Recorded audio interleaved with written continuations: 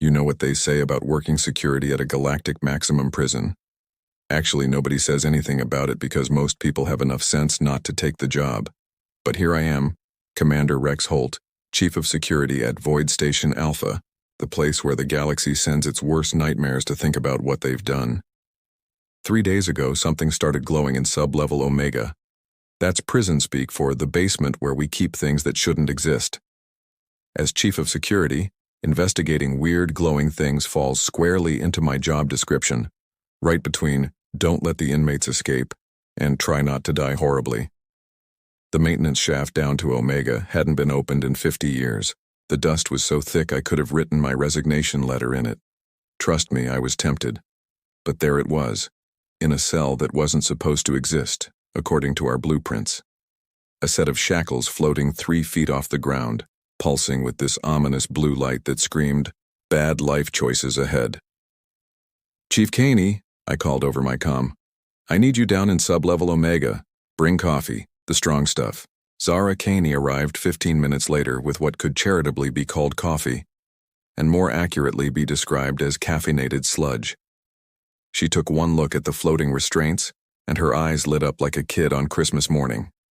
Which, knowing Zara, meant we were all probably doomed. "Oh my stars," she breathed, pulling out her scanner. "Rex, these aren't just shackles. They're a containment system. Look at this energy signature. It's been dormant for millennia, but something's waking it up." As if on cue, the shackles flared brighter, and holographic text materialized in the air above them. Universal standard, thankfully, because my ancient galactic is rustier than the coffee maker in Block C. "Original Wielder of Cataclysm," I read aloud. Well, that's not ominous at all. Zara was practically vibrating with excitement, which was either the caffeine or impending galactic disaster. With her, it was hard to tell the difference. "Rex, do you understand what this means? These shackles have been waiting. They're specifically keyed to one individual." "Let me guess," I said, already knowing I wasn't going to like the answer. "Someone we really, really don't want to meet." "Exactly," Zara beamed, completely missing the part where this was bad news. "The biomarkers are incredible. Whoever these were made for, they're still out there. The shackles are essentially a cosmic GPS, and they just started pinging." I stared at the floating restraints, which seemed to be pulsing faster now, like a heartbeat, or a countdown timer. "Zara, on a scale of 1 to evacuate the sector, how worried should I be?" She consulted her readings again. "Well, the energy output is roughly equivalent to a small star. The containment protocols are written in a dead language that predates most civilizations, and the quantum signature suggests these were built to restrain someone who could theoretically punch holes in reality itself." "So that's a 10 then?" "Oh, definitely a 10. Possibly an 11. She paused, tilting her head. "Although the craftsmanship is really quite impressive. Whoever built these knew their way around exotic matter manipulation. This is my life, faced with galaxy-ending artifacts, and my science officer wants to critique the engineering." I keyed my comm to the bridge. "Bridge, this is Holt. Get me an emergency channel to the Galactic Council. Priority Alpha." "Trouble, Chief?" came the reply. I looked at the shackles, which were now humming softly, like they were warming up for something. "Oh, you could say that." Within an hour, my office was filled with more holographic alien officials than a diplomatic nightmare. Chairman Vortok's blue, tentacled face dominated the main display, his 3 eyes wide with what I was generously calling concern, and more accurately recognizing as barely contained terror. "Commander Holt," Vortok's voice warbled through the translator. "Please tell me you're contacting us about a routine security matter." "Well, Chairman, that depends on how you define routine. We've got some ancient shackles that are apparently GPS tracking something called the original Wielder of Cataclysm, and they just went active after 10,000 years. The silence that followed was the kind of quiet that happens right before very loud, very unpleasant things occur. I could practically hear alien cardiovascular systems having collective failures across the galaxy. General Krax materialized in a secondary hologram, all 4 of his muscular arms crossed in what his species probably thought looked intimidating. "Holt, You said original Wielder of Cataclysm? That's right, General. Mean something to you? Crax's 4 eyes narrowed. The last time someone with that designation was active, the Andromeda sector just stopped existing. 17 inhabited systems, gone in a single solar day. Gone how? I asked, though I was pretty sure I didn't want to know. Nobody knows, Chairman Vortok interjected, his voice climbing toward panic. The investigative fleet sent to examine the area found nothing. Not destroyed planets, not debris fields, not even background radiation. Just empty space where star systems used to be. Counselor Zephys, a tall, crystalline being from the Prism worlds, chimed in with her characteristic understatement. The historical records from that period are incomplete. What we do know suggests that the individual in question did not necessarily intend to cause such widespread devastation. Oh, well, that's comforting, I said. Accidental galactic genocide. That makes me feel so much better. Commander, General Crax leaned forward, we need to mobilize the fleet. Station every available warship around your facility. If this individual is returning, we must be ready. With respect, General, if someone can make star systems disappear by accident, I'm not sure our warships are going to be much help. They'll probably just give us a better view of our own demise. Chairman Vortok was now a lovely shade of purple, which in his species indicated either deep thought or imminent system failure. There is one expert who might be able to help us understand what we're dealing with. Professor Luna Watts from the Institute of Human Archaeological Studies. A human expert on human artifacts? I raised an eyebrow. What a novel concept. Professor Watts has spent her career studying anomalous human historical records, Counselor Zephys explained. If anyone can provide insight into this situation, it would be her. General Crax looked skeptical, which on a 4-armed warrior with shark-like features was particularly unnerving. We're trusting our galactic security to one human academic? General, I said, humanity has been part of the Galactic Council for less than 2 centuries. We're still figuring out which parts of our history we should probably apologize for. If there's someone out there who can explain why one of our people apparently used to break physics as a hobby, I'd like to hear what they have to say. Very well, Chairman Vortok decided. Professor Watts is being contacted as we speak. She should arrive within 6 hours. After the holograms flickered out, I sat alone with Zara, who was still studying her readings with disturbing enthusiasm. Rex, she said thoughtfully, I've been analyzing the harmonic frequencies of the Shackles. And they're not just containment devices, they're also beacons. Whoever they're calling, they want that person to find them. I looked out the viewport at the stars, wondering which one of them was about to bring us something that could accidentally erase us from existence. Zara, do me a favor. What's that? Start working on an evacuation plan for the station, and make sure the coffee makers are loaded onto the escape pods first. Why the coffee makers? Because if we're about to meet someone who can delete star systems by sneezing wrong, I want to face the apocalypse fully caffeinated. Professor Luna Watts arrived exactly on schedule, which was the first surprising thing about her. The second was that she looked like she'd gotten dressed in the dark during an earthquake. Her gray hair was escaping from what might have been a bun at some point in the distant past. Her lab coat was covered in coffee stains and equations written in at least 4 different languages, and she was carrying a briefcase that appeared to be held together with duct tape and wishful thinking. Commander Holt, I presume? She said, adjusting thick glasses that had definitely seen better decades.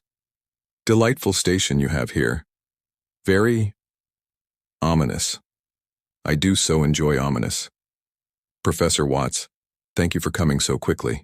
Oh, well, when the Galactic Council calls about potentially universe-ending human artifacts, one simply must prioritize.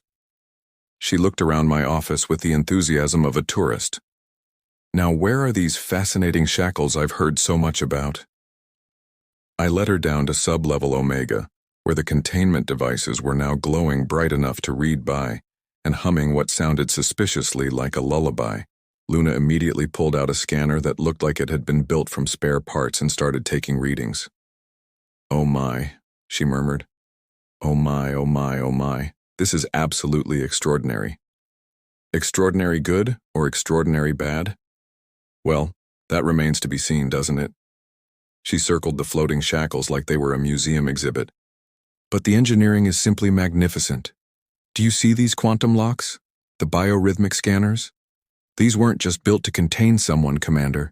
They were built to contain one very specific someone. Zara joined us, carrying what I desperately hoped was her 5th cup of coffee and not her 15th. Professor, we've been trying to understand the activation sequence. Something triggered them 3 days ago. Yes, that's because their target is approaching. Luna tapped something on her scanner, and the shackles responded by projecting a 3-dimensional star map. You see, these devices have been waiting patiently for their original occupant to return, rather like a loyal dog in a way. A loyal dog that glows and defies gravity, I pointed out. The very best kind, Luna agreed. Now, based on my readings, I can tell you several things about the person these were designed for. First, they're human. Second, they're very much alive. Third, they have no idea they're being tracked. As if summoned by her words, a countdown timer materialized above the shackles. 47 minutes and change. And fourth, Luna continued cheerfully, they'll be here in about 47 minutes. That's when I noticed Murphy, our station AI, had been unusually quiet. Murphy prided itself on commenting on everything with the kind of passive-aggressive wit that made British sarcasm look subtle. Murphy, I called out, any thoughts on our situation? Oh, I have several thoughts, Commander. Murphy's posh accent filled the chamber, though I suspect you wouldn't appreciate most of them. However, I should mention that we've just received a docking request from a small civilian vessel. The pilot claims to be looking for a coffee shop. A coffee shop? Zara looked confused. We're a maximum security prison in the middle of nowhere. Yes, I pointed that out to them. They seemed quite disappointed. Apparently, their navigation system has been giving them what they described as really questionable directions for the past several decades. Luna looked up from her scanner, eyes bright with excitement. Several decades, you say? How fascinating. Commander, I do believe our mystery guest has arrived early. The countdown timer flickered and reset to 12 minutes. Professor, I said slowly, exactly how dangerous is this person we're about to meet? Luna adjusted her glasses and consulted a tablet that looked like it had been through several wars. Well, according to the historical records I've pieced together, the last individual to carry the title, Original Wielder of Cataclysm, was responsible for the accidental discovery of 7 new forms of exotic matter, the unintentional creation of 3 stable wormholes, and what appears to have been the inadvertent development of a method for folding spacetime that makes our current FTL technology look like a paper airplane. And the star systems that disappeared? A minor miscalculation involving the relationship between quantum mechanics and really large numbers. She beamed at us. Isn't it exciting? We're about to meet a living legend of applied theoretical impossibility. I looked at the countdown timer, now showing 8 minutes, and made a command decision. Murphy, seal all blast doors between here and the docking bay, and get me a direct line to evacuation control. Very good, sir. Though I should mention that our guest has just sent another message. They're asking if we validate parking. The man who walked into our containment chamber looked like he could have been anyone's neighbor. Average height, brown hair that needed a trim, wearing what appeared to be a faded t-shirt and jeans that had seen better decades. The only unusual thing about him was the way he kept checking a device that looked like a smartphone, crossed with a GPS unit and possibly a toaster. Excuse me, he said politely. I don't suppose you folks know where I can find a decent cup of coffee? My nav system says there's a place called Stellar Grounds around here somewhere, but I've been wandering around this maze for 20 minutes. The shackles, which had been humming quietly, suddenly burst into a light show that could probably be seen from orbit. They shot toward him like enthusiastic pets, hovering around him expectantly. Oh, hey there, the man said to the floating restraints. That's different. Are you guys some kind of advanced art installation? You're Jake Morrison, Professor Luna said, consulting her tablet. The Jake Morrison. Well, I should hope so. It would be awkward if I'd been carrying around the wrong identification for the past few thousand years. Jake looked around our group with mild curiosity. I'm sorry, have we met? I'm terrible with faces. And names. And most things involving memory, to be honest. Mr. Morrison, I said carefully, do you have any idea why those shackles are reacting to you? Jake glanced at the floating restraints, which were now orbiting him in lazy circles. Not really, no, though I have to say the technology is impressive. Magnetic levitation? Gravitational manipulation? I haven't seen workmanship like this since. He paused, frowning. Actually, when did I see workmanship like this? About 10,000 years ago, Luna supplied helpfully. When they were made specifically for you. Were they really? Jake looked genuinely surprised. That's so thoughtful. I don't remember commissioning them, but my memory isn't what it used to be. Or maybe it is, I can't remember. Zara stepped forward, scanner in hand. Mr. Morrison, our readings suggest you're the individual historically known as the original Wielder of Cataclysm. Oh, that old thing. Jake waved a hand dismissively. I really wish people would stop bringing that up. It makes it sound so dramatic. I prefer to think of it as enthusiastic experimental methodology. Mr. Morrison, I said, the records indicate that the last time you were active, 17 star systems disappeared. Jake's expression shifted to what I could only describe as mild embarrassment. Oh, right, the Andromedas thing.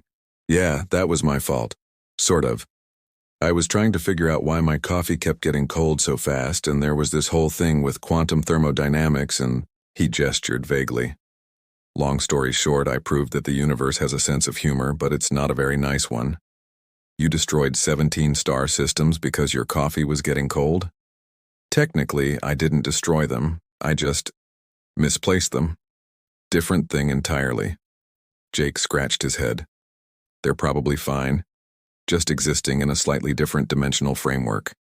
I keep meaning to go back and check on that. The shackles were practically vibrating with excitement now, and one of them had started emitting what sounded like a welcoming chirp. Mr. Morrison, Luna said, these devices were created to contain you. Don't you find that concerning? Not really. I mean, if past me thought I needed containing, past me probably had a good reason. Past me was generally pretty smart about these things. Jake examined the shackles with interest. They're quite beautiful, actually. Is that quantum-locked exotic matter, with temporal stabilization fields? Whoever built these really knew their stuff. You built them, Zara said. Did I? How clever of me. I always did like the ones where I solved my own problems. Jake looked at us expectantly. So, should I put them on? They seem eager, and I'd hate to be rude. I stared at him. You want to put on restraints that were specifically designed to contain someone who accidentally relocates star systems? Why not? If they're mine, they're probably safe. I was always very careful about that sort of thing. Jake paused. Well, mostly careful. Relatively careful. Careful adjacent. Before any of us could stop him, Jake reached out and touched one of the shackles. It immediately snapped around his wrist with a satisfied-sounding click. And that's when everything started going wrong. The first sign of trouble was when the shackle started smoking. Not the pleasant, everything's working perfectly kind of smoke, but the ominous, we're about to have a very bad day variety.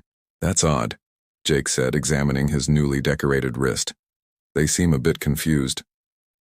The other shackle floated over and attached itself to his other wrist, immediately beginning to spark and emit what sounded like electronic cursing in several dead languages. Murphy, I called out, what's happening? I'm afraid I haven't the foggiest, Commander, our AI replied, with what sounded like barely controlled panic. The containment systems are reporting that they've successfully captured their target, but also that their target doesn't exist, is cooperating voluntarily, and is somehow outside the laws of physics entirely. They appear to be having what I can only describe as an existential crisis. Lieutenant Torres, our chief engineer, came running into the chamber with her tablet clutched in both hands and a look of pure terror on her face. Commander, we've got problems, big problems. The shackles are trying to contain Mr. Morrison, but he's not resisting, so they're overcompensating, which is causing feedback loops in our main systems. What kind of feedback loops? I asked, though I was pretty sure I didn't want to know. Our artificial gravity is now running backwards on Deck 7. The food replicators in Block C are producing what appears to be liquid music, and the waste management system has achieved sentience and is demanding workers' rights. Jake looked apologetic. Oh dear. This is exactly the sort of thing that used to happen. I'm terribly sorry about this, Mr. Morrison, Professor Luna said, consulting her tablet with academic fascination. The shackles were designed to forcibly contain someone who was trying to escape. They weren't programmed for voluntary cooperation. Ah, that explains it. Jake nodded sagely. I was always terrible at following standard operating procedures. Apparently that includes procedures I designed myself. The station shuddered, and several lights flickered in patterns that hurt to look at. Torres, talk to me, I said. The quantum cascade is spreading, sir. The shackles are trying to impose reality-stable conditions on Mr. Morrison, but he's already reality-stable in ways that contradict their programming. It's like trying to solve an equation that equals both 0 and infinity at the same time. I don't suppose we could just take them off, I suggested hopefully. Oh, you really don't want to do that, Jake said quickly. Trust me on this one. The last time someone interrupted one of my containment sequences mid-cycle, we ended up with a temporal paradox that took 3 centuries to sort out. Very messy. Lots of paperwork. Zara looked up from her scanner, which was now displaying readings that included several impossible numbers and what appeared to be a small philosophical argument. Commander, I'm detecting some kind of quantum resonance cascade and it's accelerating. What does that mean?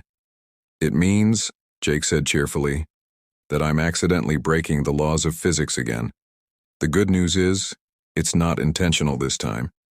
The bad news is that doesn't actually make it any less problematic. Murphy, I called out desperately. Options? Well, sir, we could evacuate the station, but I'm not entirely certain the evacuation pods would function properly in whatever reality we're currently occupying. We could try emergency shutdown of all systems, but that might just make things worse. Or we could ask Mr. Morrison nicely to stop being impossible. I heard that, Jake said, and I'm not being impossible on purpose. It's just that the universe and I have what you might call a complicated relationship. Lieutenant Torres was now reading from a tablet that kept changing colors. Sir, the containment field is trying to adapt, but every time it adjusts to Mr. Morrison's quantum signature, his quantum signature changes to something that requires different containment parameters. It's not my fault, Jake protested. I think the shackles are just trying too hard. They're very enthusiastic, but they're not really designed for this level of cooperation.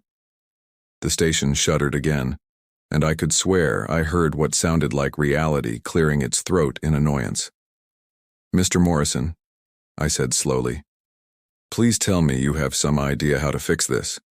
Oh, absolutely, Jake said brightly. The solution is actually quite simple. I just need to do exactly what the shackles don't want me to do. Which is, I have no idea, but I'm sure it'll come to me. And that's when the lights went out, and something that definitely wasn't supposed to exist started humming show tunes in the ventilation system. In the end, Jake fixed everything by trying to make coffee. I know that sounds ridiculous, but I've learned to accept that when dealing with humans who can accidentally break the fundamental forces of the universe, ridiculous is pretty much the baseline. Jake had wandered over to the emergency supply cabinet, found an ancient coffee maker that probably hadn't been used since the station was built, and decided that what this situation really needed was a nice cup of joe. The moment he pressed the power button, the shackles stopped sparking and made what I could only describe as relieved sighing noises. There we go, Jake said as the coffee maker began brewing. I thought that might work. How did making coffee fix the quantum cascade failure? Torres asked, staring at her tablet, which had returned to displaying normal, boring numbers. Oh, it didn't fix anything, Jake explained, pouring himself a cup of what smelled like actual coffee for the first time in months. The shackles just realized what they were actually supposed to be doing. Professor Luna looked up from her readings. I'm sorry, what were they supposed to be doing? Keeping me from making coffee, Jake said matter-of-factly. You see, the whole original Wielder of Cataclysm thing started because I kept trying to solve minor inconveniences with major applications of theoretical physics. Cold coffee was just the beginning. After the Andromedas incident, I realized I probably shouldn't be allowed to fix my own problems unsupervised. He took a sip and made an appreciative noise. So I built the Shackles to stop me from doing anything potentially universe-ending, like making perfect coffee.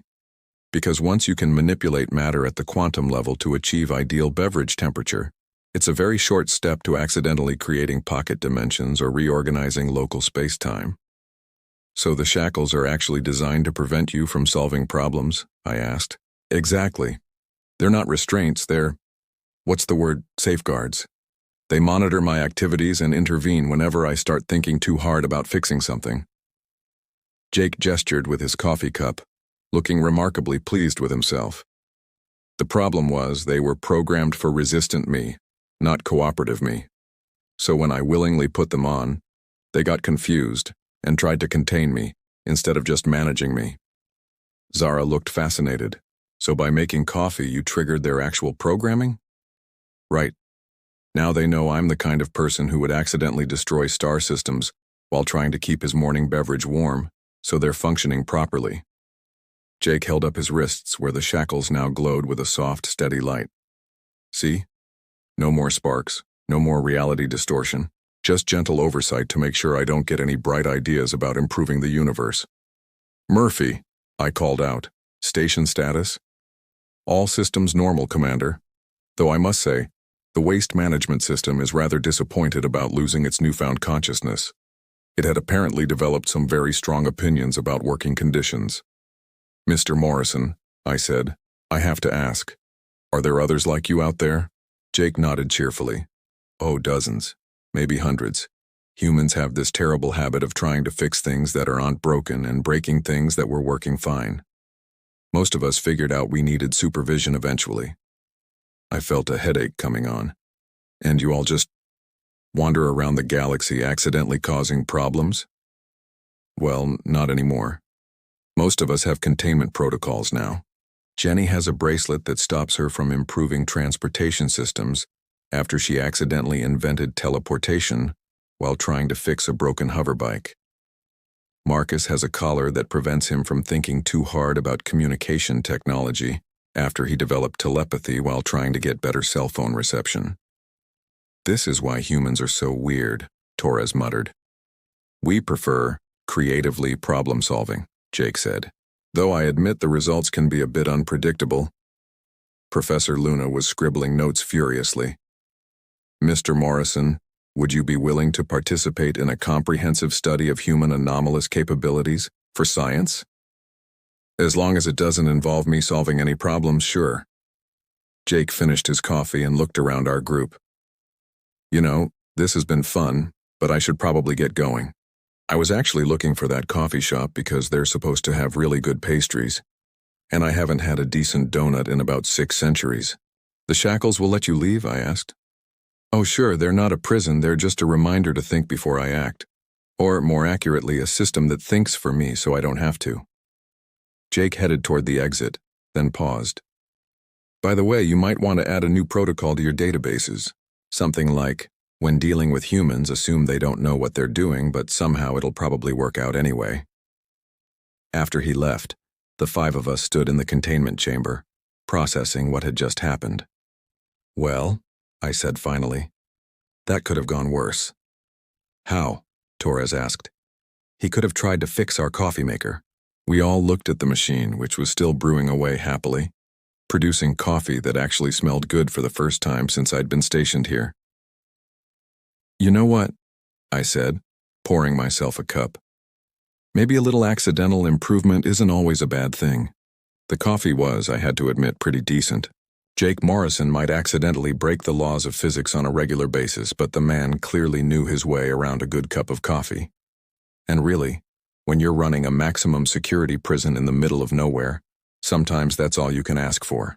Outside the viewport, I could see Jake's ship departing, probably heading off to find that donut shop and accidentally discover 3 new forms of pastry-based physics along the way. Somewhere in the galaxy, Other humans with reality-bending problems they couldn't quite control were probably doing their best not to improve things too much. And for the first time since taking this job, I was actually looking forward to the next anomaly report. Because if there's one thing I've learned about humanity, it's that we might not always know what we're doing, but we're certainly never boring while we figure it out.